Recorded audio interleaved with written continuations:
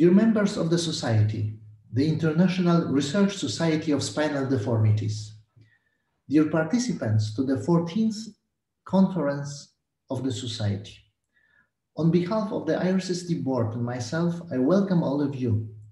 Thank you for joining this meeting. I hope you will be satisfied with the scientific content of the conference, as well as with the discussions and interactions. First, I would like to address to the local organizers. We all express our recognition and gratitude to the local hosts, Dr. John Tomets and Dr. Xiu-Chen Liu, together with their supporting staff. You know, it's very difficult to organize a scientific meeting nowadays. Why? First, simply because we all wish to meet in person. We are all tired with this lack of direct contact due to pandemic. And especially within such a society like the ours, with a long tradition and history.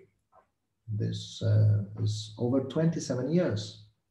And if you count the original study group for moire topography, surface topography, and 3D spinal deformity, it goes up to 40 years already.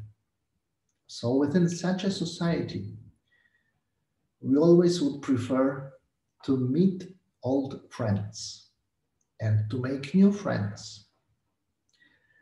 Second is that every day we receive quite a lot of invitations for courses, meetings, conferences. So the online formula needs to be really attractive to gather participants. I'm sure that's the case of this conference. So John and Xiu-Chen, thank you very much and congratulations. You have organized, you have prepared the meeting, and you have come to today's point of the opening of the conference. Also, many thanks to the scientific committee with all the members under the leadership of Dr. Edmund Liu and Dr. René Castelline. You work very hard to ensure the highest scientific level of the meeting. Thank you very much. At the Society web, you will find the mission, striving for excellence in spinal research. The Society was established in 1994 with Maury Moreland from USA being the first president. My first IRSSD meeting was in 1998, Burlington, Vermont, prepared by Jan Stokes. And I can tell you, every time I look forward with a lot of interest. What will be the hot topic this year? What are the current directions of international research? What are my friends working on? We meet today at a very special time of the COVID pandemic. Nothing seems stable. Fluctuations and imbalance concerns many aspects of our life. We could even put the question, what is the place of the spinal research? What is the need for spinal research in this unstable world of pandemic, of climate changes, of political tensions, of all this general uncertainty, insecurity? For me, the answer is quite clear. We need to continue and even to strengthen our efforts, our research. Why?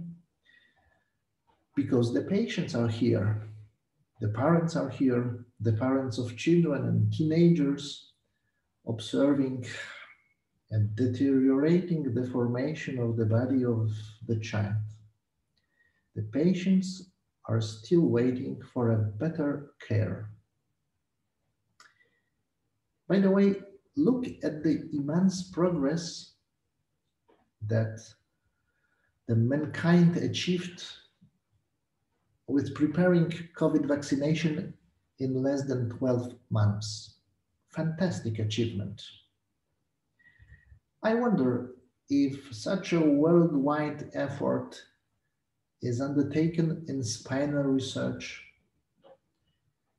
Will we know scoliosis etiology next year?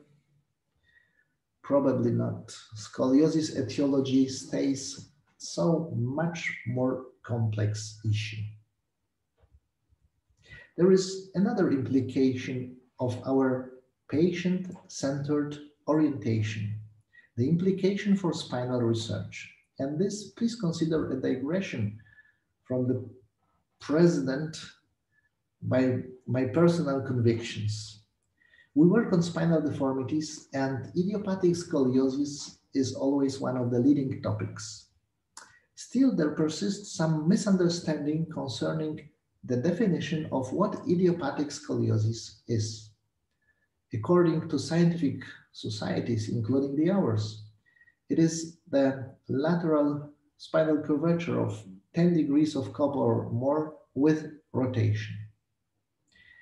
For me, this unfortunate definition is simplified and responsible for quite a lot of confusion in spinal deformity research. Most of 10 degrees Cobb angle with rotation are stable and do not progress.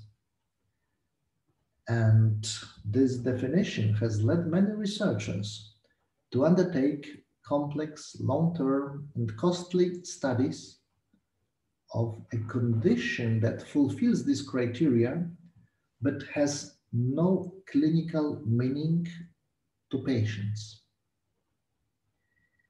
Patients do not care to have 10 degrees with rotation, but they do care to have a structural curve, to have a progressive spinal curvature, which deforms the trunk and reduces the quality of life, going up to shortening the lifetime.